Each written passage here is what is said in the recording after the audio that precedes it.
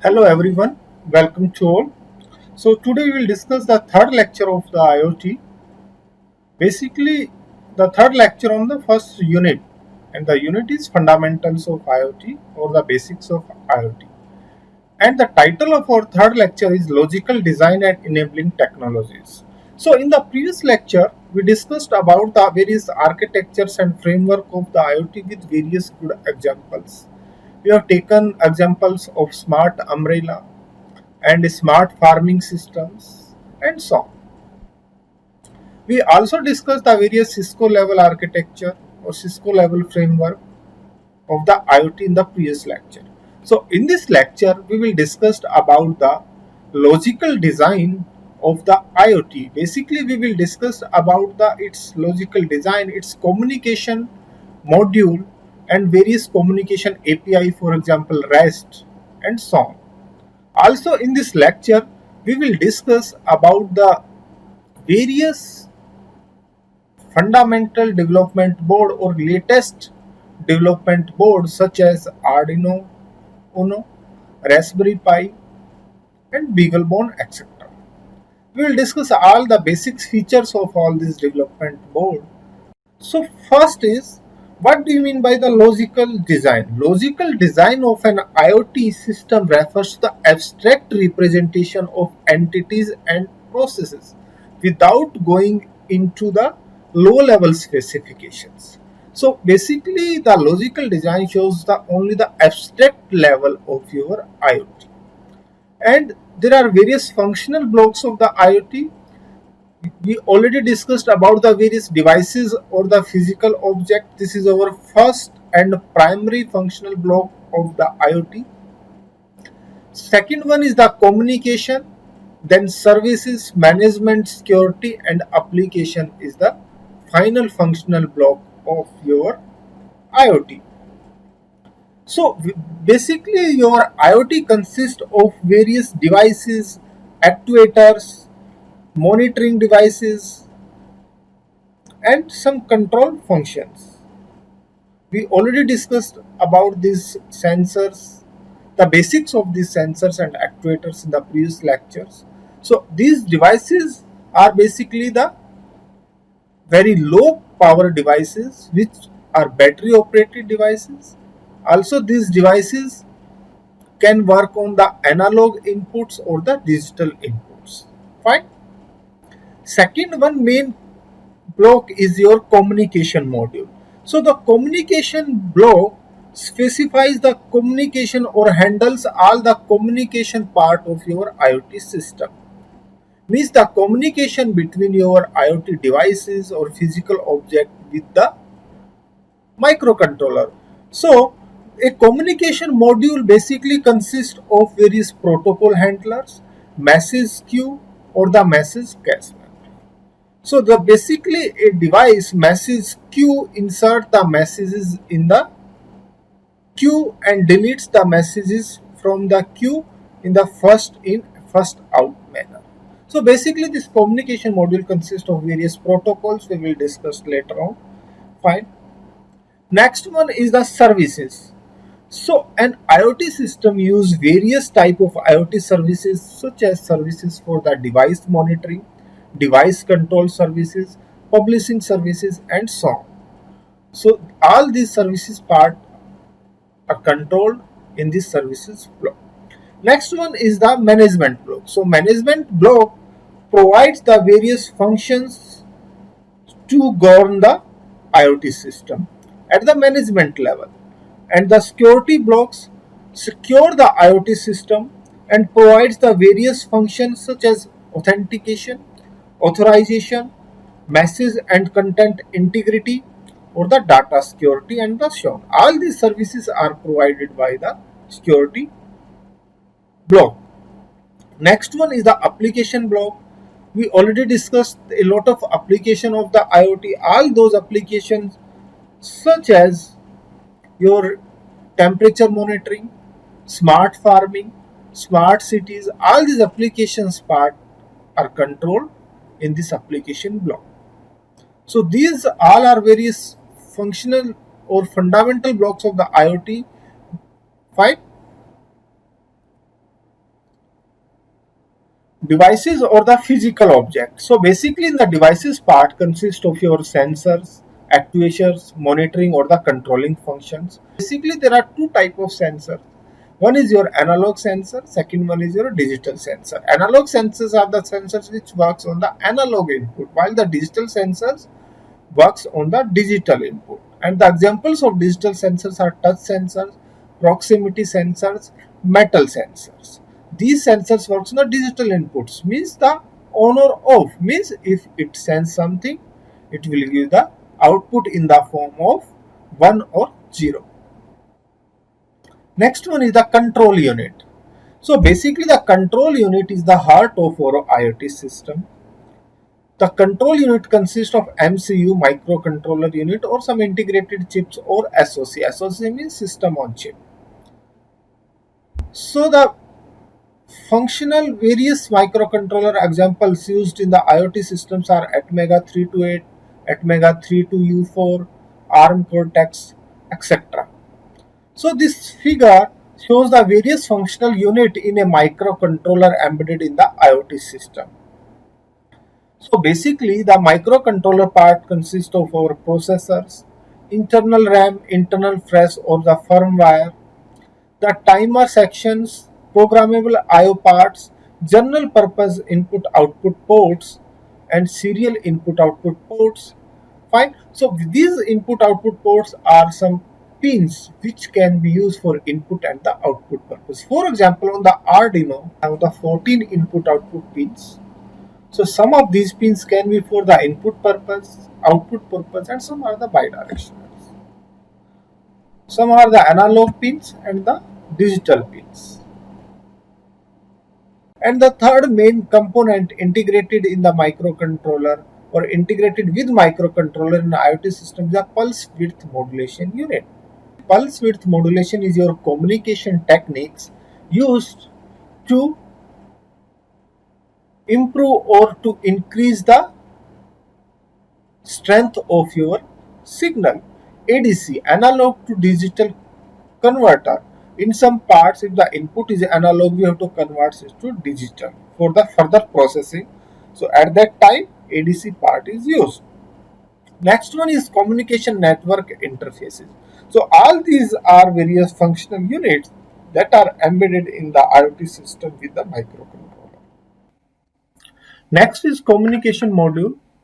So in the communication modules, the messages are stored and the processed, and there is a message cache that stores the received message. So there are four communication models available for all the protocols. Various protocols are based on various these communication models. So first one communication model is request response model. So here there are the three things. One is your client, server and the resources. Here the client send a request to the server and the server receive this request, process this request and the prepare its response and send back this response to the client. Here the server may be the local server or maybe the cloud server or maybe at the remote server. Fine. So here this server not only accept the request only from one client, it can accept the request from multiple client. So the request response model is a basically the stateless model, and the request, all these requests sent by the various clients are independently handled by this server. Also this server decides the response of the request. For example, HTTP works on this request response model.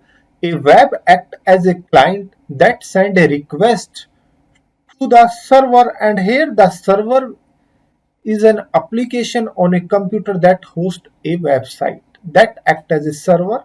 So if a client or any data is sent to that server, the server process that data and send back to that data or response of the data to the client or to the browser. Here the request may be the transfer of the data or the upload of the data. It depends on the client requirement. So this is your request response model. The second model is publish subscribe models. So here are three entities. One is your publisher, second one is broker, third one is your consumer. So here the publisher is the source of the information and the publisher are not aware of the consumer. So publisher are only aware of the broker. So broker, here these consumers subscribe to various topics and the brokers send the data on these topics to the consumers and brokers collect this data from the publisher. So the broker responsibility is only to accept the data from the publisher and send this data to the consumer. So here in this figure, this consumer 1 and consumer 2 is subscribed for the topic A and consumer 2 and 3 is subscribed for the topic B. So the broker responsibility is to collect the data on topic A and topic B from the publisher. Fine. And send this data, the collected data from the publisher to the appropriate consumers. Here the topic A data will be sent to the consumer 1 and 2 and the topic B data will be sent to the consumer 2 and 3. So the broker responsibility is that the topic A data is not to be sent to the subscriber 3 or the consumer 3. So these things will be managed by the broker. Next one is your push-pull model. So basically here there are three things also here. One is your publisher, second one is queue, third one is the consumer. Publisher also the source of information. So the publisher did not know about the consumers. Here the queue help in the decoupling of the messages between the publisher and the consumer. So the messages are pushed to the queue and from the queue consumer pulled these messages or the information. Fine. Also these queues maintains the rate of sending the data. For example, so your publisher sends the data in the faster rate. So your queue help in storing this data and send this data to the consumer 1 at less speed than the publisher sends this data to the queue. Here also the publisher are not aware of the consumers. Fine.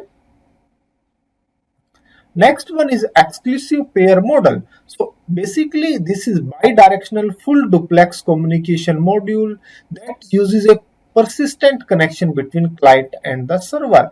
Here's the messages from the client to the server did not send before the connection. So first the setup connections request should be sent to the server from the client and then server accept this request, then only the client can communicate or client can send a message to the server.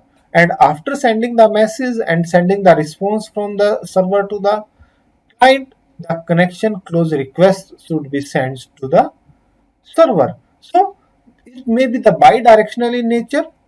Data can be sent or the response can be sent either from the client to the server or from the server to the client. Now we will discuss the IoT communication API. So an API is an application programming interface. Basically it is the set of rules that allow the programs to talk to each other. So the developer creates a set of rules on the server so that your clients can talk with the server. So here we will discuss the two main communication API. One is the REST based communication API, second one is the WebSocket based communication API. So here the REST determines how your API looks like. So REST means representational state transfer. So basically the REST provides a set of architectures or set of principles by which you can design your web interface. So your REST based communication API or your REST provides a set of rules and the developers have to follow all those rules to create their API. Also this REST is based on the one particular piece of data that is called the resources, by which client have to link to the resources with the specific URL. So here's this REST based communication API is based on the request response communication model. So here the each URL is called a request, whilst the data sent back to you is called the response. So this communication or this REST based communication API is based on the request response model. So like any other architecture styles, REST also provides you six guiding constraint which must be satisfied for the RESTful web interface. So first one guiding constraint or principle is uniform interface. So in this REST-based communication API, lot of resources are there, and all these resources should be uniquely identified through a single URL. And the uniform interface requires that a method of communication between the clients and the servers should be uniform, and all these resources should be manipulate through the various network protocols such as delete, put, get, post with HTTP. So basically these four protocols are used to manipulate these resources. So next principle or next guiding constraint is the client server based. Basically this REST based communication API is the client server based.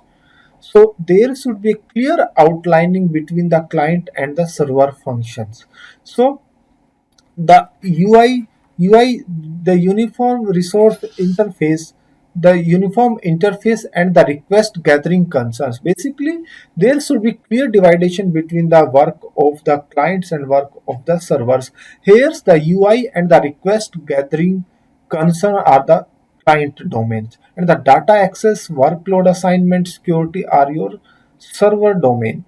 So that this separation of work between the client and servers enable is to be developed and enhanced independent of each others. So here's the client and servers both are independent of each others if the work between them should be clearly defined. So next one is your stateless operation. So each request from the client to the server must contains all the information necessary to the understand. So basically the request can't be accessed any informations or anything from the server. So that's why the each request from the client should be the stateless operation, means they are not dependent on the server. Fine. So the each session state is therefore kept entirely on the client. Next one is your cacheable. Basically, the cache constraint requires the data within the response to the client should be implicitly or explicitly labeled as cacheable or the non-cacheable. So basically, each data should be labeled whether it is cacheable or the non-cacheable. If it is labeled as the cacheable, then this data can be reused by that client later on. If it is not non-cacheable, then this data cannot be reused. Fine. So next one is a layered system. So basically the layered system should allow an architecture to be composed of hierarchical layers. By that, the importance of this layered system is that the one layer can't communicate with the beyond the immediate layer. Fine. So suppose one layer is interacting with one below down layer. So the first layer can't be interact with the third layer. It only can interact with the second layer. Second layer is its subsequent layer. Fine. So the layered system also one of the constraint in this architecture. Next is the code on demand. So the server can provide some executable codes or script for the client. So basically this is an optional thing. So the what is the benefit of providing these executable codes or script to the clients? Because it's simplify the client work by reducing the pre implemented things. So if the server did not provide any script or any executable code to the client, then client have to execute or client have to prepare or have to develop all these codes before the implementation. So this work can be reduced by the code on demand constraint. So basically this figure shows the communication between the client and server using the REST API. So basically in the RESTful web services, there are a lot of resources and each resources have the unique URI. URI means the uniform resource identifier. So there are a lot of resources which have uniquely URI. Fine. So in the RESTful web services, basically they have their one base URI. Fine. So here the clients can communicate with the server with the help of these HTTP packets or HTTP commands. Here are basically four commands: get, put, post, delete. Fine. And the RESTful web services can support various internet media files such as JSON, XML, and so on. And but the JSON is very most popular media type for the RESTful web services. JSON means the JavaScript object notation, while the XML means the extensible markup language. So JSON is the one of the most popular media type for the RESTful web services. So basically, if the clients can send a commands in the form of get, put, post, delete, fine, and the server give the response of that commands in the form of these internet media files. Here the get, post, put, delete HTTP methods have basically the two resource type. One is the collections URI and second one is the element URI.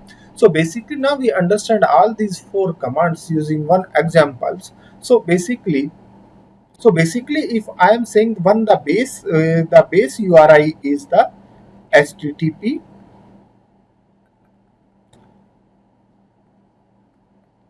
example.com API task. So this is your base URI.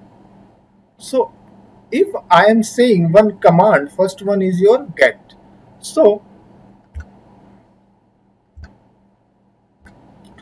if I am saying your command is your get, so if get, then there are two resource type. One is the collection URI. So this resource type is defined by the particular client, whether it is the collection URI or the element URI. If I am saying the collection URI, so the collection URI here means that it lists all the URI or all the resources available in the server. If I am saying the element URI, so here the element URI means it lists only one particular resource type which is mentioned in that particular command by the client. So for example, if in the collection URI it lists all the tasks, fine, it lists all the tasks available on the server, fine. If I am saying element URI, in the element URI if I send a commands the task 1, fine, so it lists only the one particular task, HTTP, here the example .com API, then the task. Now it get the information on the task 1, fine. Here but in the collection URI it gives the information of all the tasks available. Here if I mention the 1, it gives the information only of the first task. So second URI is your post. So if the post, so also there are two resource type. One is the collection URI, second one is the element URI.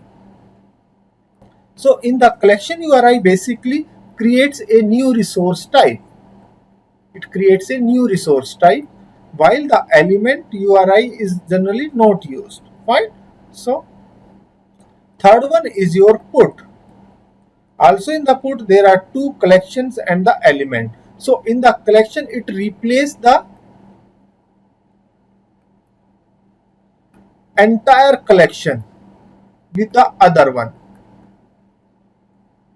and in the element URI it replaces only one particular collection or one particular resource with the other one, fine. Next one is the delete. Same in the delete there are two resource type. One is the collection, second one is the element. So if the collection URI, then the it deletes the entire collection. Fine. If means the entire task. For these examples, it deletes this entire task. If the element URI, it deletes the only one particular task. Fine. So this is the meaning of all these HTTP methods and its resource type. So next one is our WebSocket based communication API. So basically the basic difference between the RESTful based API and the WebSocket based API is the WebSocket based API is the bidirectional in nature, while the RESTful API is the unidirectional in nature. Fine. So here's the WebSocket based API allows the bidirectional full duplex communication between these clients and the server. Here's if the client send a request for the connections to the server, that request is called the WebSocket handshake request, and the server accept this request. So after that your connection is maintained. So here the full duplex communication means, or the bidirectional means, for each request there is no need of making the connections. Once one connection is established, then that connections can be used for the various requests. Fine. And the once the connection is established, then in the bidirectional manner your data can be shared between your clients and the server. Fine. So basically, what is the advantage of this WebSocket based communication API? So basically, it reduces the network traffic and the latency, because there is no overhead for the connections setup and the termination for each request. Once we connect the, or once the connection is created, or once the handshake request is accepted, then we can send a multiple requested or multiple message, bidirectional message, and then in the end only one times we have to close the connections. So this WebSocket based API is used for IoT applications that have the low latency and low throughput requirement. Fine. Now we will discuss the various IoT development board. So here we will discuss some popular IoT development board, and one of the most popular IoT development board is Arduino Uno. Basically, Arduino is one company name. So Arduino basically provides various boards, not only on Uno. Actually, the Uno means one. Fine. So basically it is version 1, so that's why it is called the Arduino Uno. So there are various others Arduino board also there: Arduino 101, Arduino Zero, Arduino Leonardo, Arduino Uno Wi-Fi, and etc. So here we are discussing only one board that is mainly used for the prototype or for various IoT based project. Actually, the Arduino Uno is basically Atmega 328P based board. Means Atmega 328P is microcontroller used in the Arduino Uno. So it is microcontroller based board, not the microprocessor. So the operating voltage of this Arduino Uno is approximately 5 volts, and the input voltage recommended is 7 to 12 volt, and the maximum limit is up to 20 volt. Fine. So in the Arduino Uno board, there are 14 digital input output pins. Out of 14, 6 provides the pulse width modulation output, and 6 are digital input output pulse width modulation pins, and 6 are analog pins. And the DC current per input output pin is 20 milliampere. Fine. And for 3.3 volt pin, the DC current is 50 milliampere. And the flash memory 32 KB is the flash memory, and out of which 0.5 KB is used by the bootloader, and the 2 KB is the SRAM, and the electrically erasable programmable read-only memory, that is EEPROM, is 1 KB, and it works on 16 MHz clock speed, and there are 13 built-in LED. So basically this is our Arduino Uno board. So in this board, this is our power jack, and the recommended voltage for this power jack is 7 to 12 volt DC input. And this is the silver one is your crystal oscillator, which provides the clock frequency of 16 megahertz. This is USB plug, fine, and these ones are your voltage regulator, which regulates its voltage, fine. And this one, these two pins are basically your, this first one is your voltage input pin, and the next two pins, this one and this one, is your ground pin. Next one is 5 volt input pin. So basically whenever in the circuit on the breadboard or anywhere 5 volt is needed, then we can directly take 5 volt from here. And the next one is 3.3 volt pin. So basically this 3.3 volt pin provides the current of 15 milliampere, and this 5 volt pin provides the current of 20 milliampere. And the next one is your reset pin, fine. And these 6 are your analog pins, analog input pins, fine. And this whole blocks is called the power block. And this one is your microcontroller IC Atmega 328 microcontroller, fine. And this one is your in circuit serial programmer. The external connections can be made here, fine. And this one is your, this one on, this one is your power LED indicator. Whenever you connect this Arduino Uno with the input power, then this LED will glow, fine. And this one is your Atmega 16U2 USB controller, fine. And this one is your reset button. Automatically all the programs which is burned in this microcontroller automatically be erased by this reset button, fine. And this one is your serial input RX. RX means the receiver. This is your serial output transmitter, fine. Next are your digital pins. Here in this there are 6 digital input output pins. Basically there are 14 digital input output pins total. These are 14, 0 to 13. These are 14 digital output pins. Out of 6 provides pulse width modulation output, fine. So these are your digital pins up to your 13 pin. 14 pin is your ground pin, and next one is your analog reference pin. So these are the pin diagrams of your Arduino Uno board. Our next popular IoT development board is Arduino Nano. Actually, Arduino Nano is the small version of your Arduino Uno. Arduino Nano is also the Atmega 328P microcontroller based development board, and the architecture used in this the AVR. Same AVR architecture is used in the Arduino Uno. So basically the operating voltage of this Arduino Nano is 5 volts, and this is the microcontroller of the Arduino Nano, and the microcontroller name is Atmega 328P. And there is a mini B USB jack is used for the input voltage, and the recommended input voltage would be the 5 volt here. And here the 32 KB of flash memory is used. Out of 2 KB is used by the bootloader, and the 2 KB is used for the SRAM, and the 16 megahertz is the clock frequency which is provided by this oscillator. This silver one is your SMD crystal oscillator which provides the 16 megahertz clock frequency.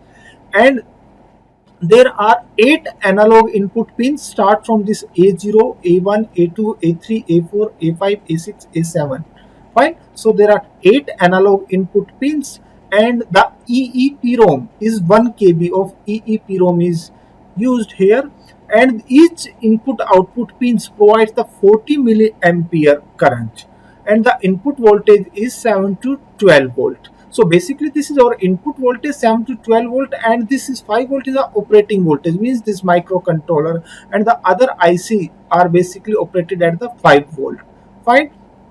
And there are 14 digital input output pins start from the RX0, TX1, D2 to up to D13. These all are your digital pins. So total digital input pins out of 6 are used for the PWM pulse width modulated pins.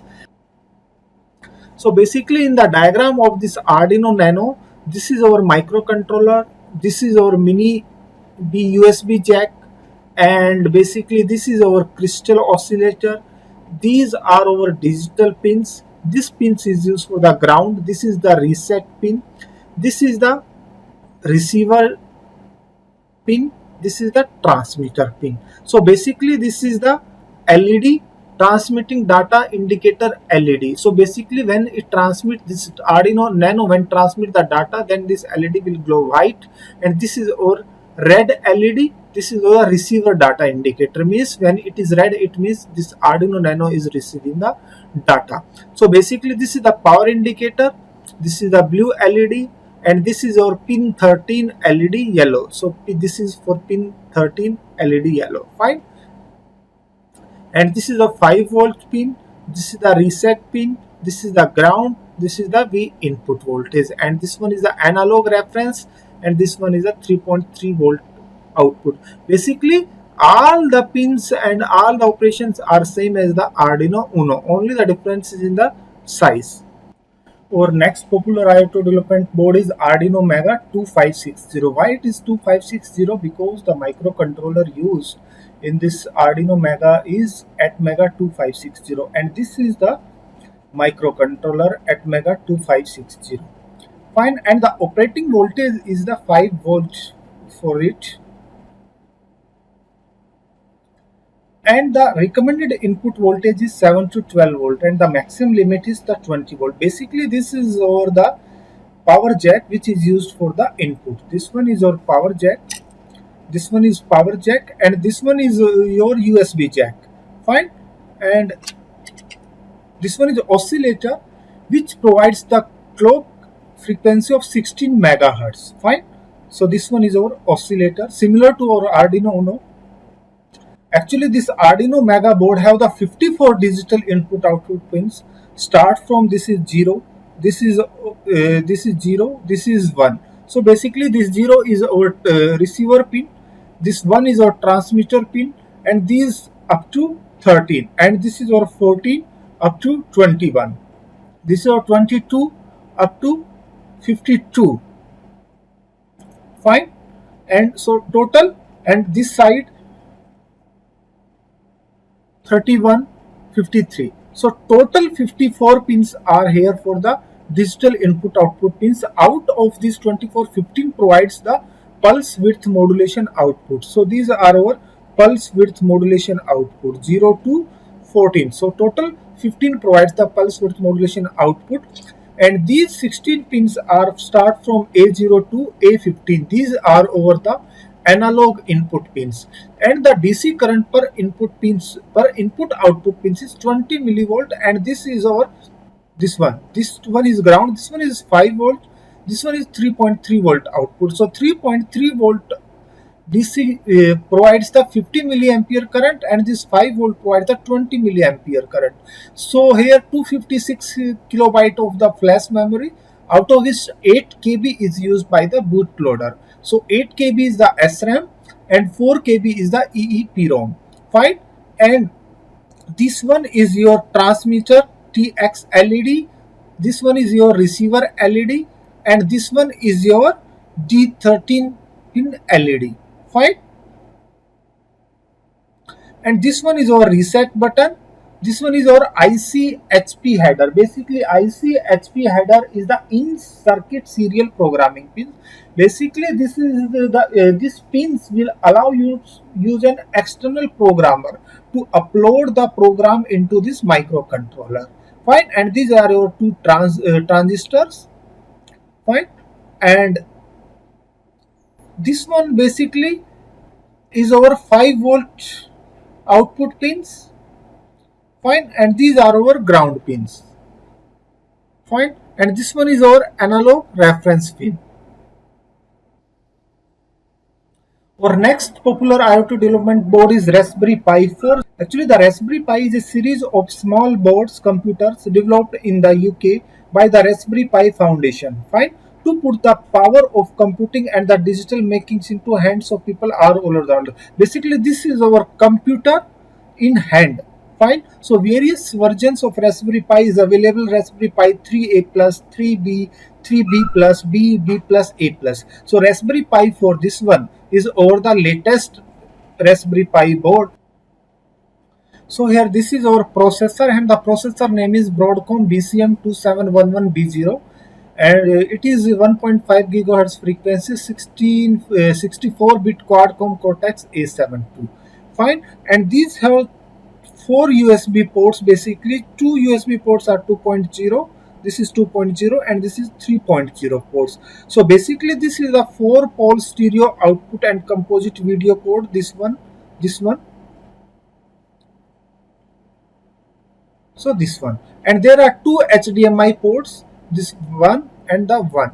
Fine. And this is our power input type C, basically 5-volt power input, and this is our dual band Wi-Fi. Here in this Raspberry Pi there are two frequency bands. One is 2.5 gigahertz, second one is the 5 gigahertz, which is IEEE 802.11, and Bluetooth is Bluetooth 5.0 BLE. Fine. This is DSI display board, and this is below of this. Here is basically micro SD port side of this one. This one is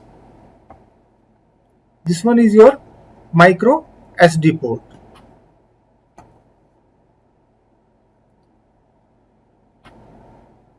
and basically this is your LPDR4 SD RAM 4 GB.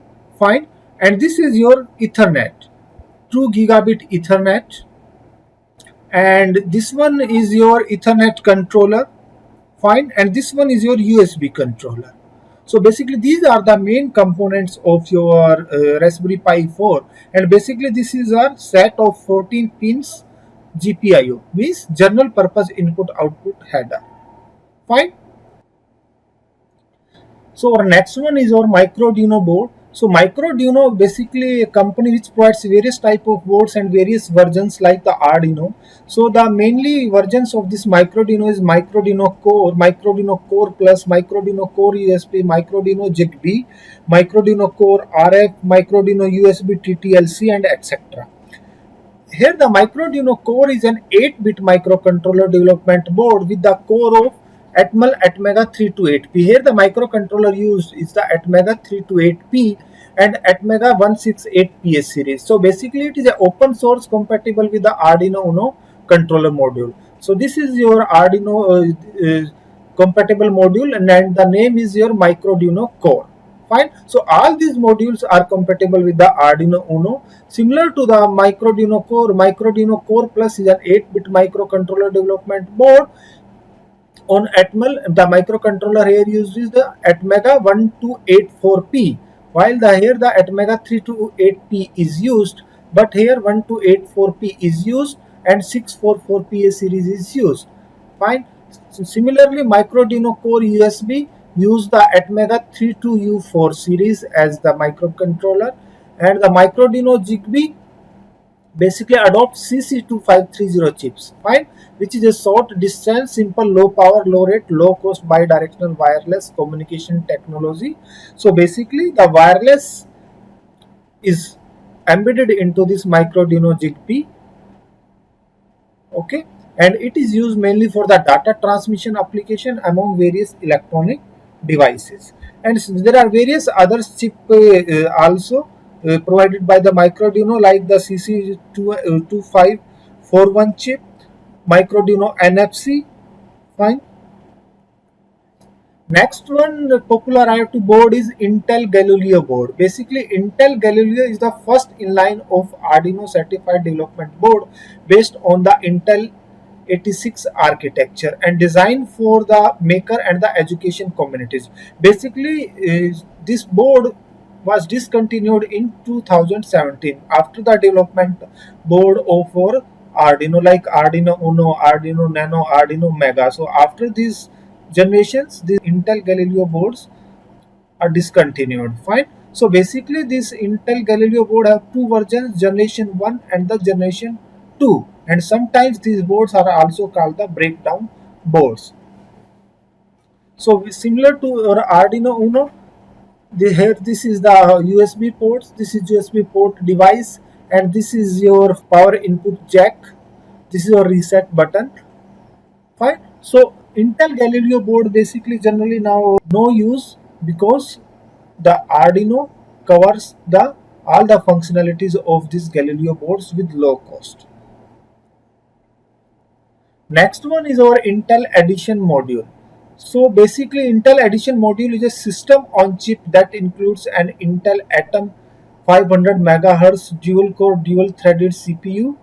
Fine, and the microcontroller is the Intel Quark 100 MHz microcontroller. Basically Intel Edition is the combination of your processor and the microcontroller. Here the processor used is the Intel Atom and the microcontroller used is the Intel Quark. Fine. So it is integrated with the Wi-Fi, Bluetooth, similar to the Raspberry Pi. Fine. So here this Intel Edition module has the digital input outputs 20 pins. Out of 26 provides the analog inputs and 4 provide the pulse width modulation output. Fine. These are over the analog input pins. Fine. These pins are used for the power purpose and these pins are your digital pins. And this is your processor. Fine. Our next IoT development board is BeagleBoard X15. Actually, there are various versions of BeagleBoard: Beagle Pocket, BeagleBoard X15, BeagleBone Black, BeagleBone XM, and the BeagleBoard. So here we are studying the most advanced board, that is the BeagleBone X15. Fine. So BeagleBone X15 is the top performing Linux enabled machine, fine, which has the processor as the microcontroller. Here the processor used here is the ARM processor, fine, and the microcontroller used here is the Cortex M4 microcontroller, fine. And also this BeagleBoard X15 has the 432 bits programmable real time units PRU, and here have the two 700 megahertz C66 digital signal processors, and also it have various GPUs, graphics and video accelerators. And here this is the gigabit Ethernet and USB 3.0 ports is also given in this, and with the HDMI output, micro SD card slots, stereo output and input functions.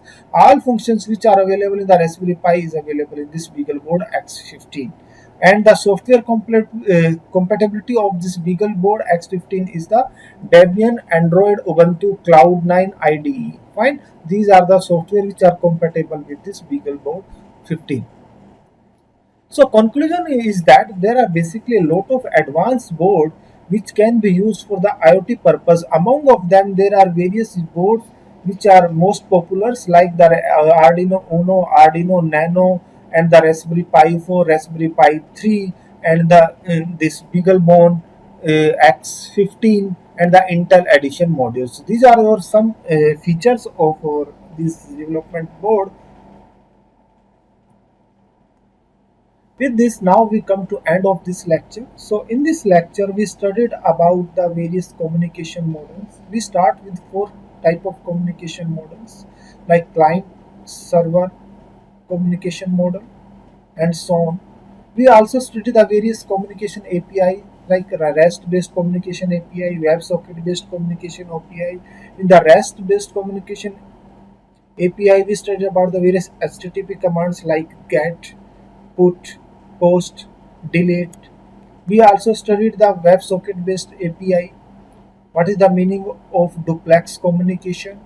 We also studied the various pin diagrams and features of a popular development board like Arduino Uno, Arduino Nano, Arduino Mega, Raspberry Pi, Intel Edition, and the BeagleBone X15. So this is all about of this lecture. If you have any doubt, then you can send me a mail. And also for more video updates, please subscribe this channel. Thank you for your attention. Thank you very much.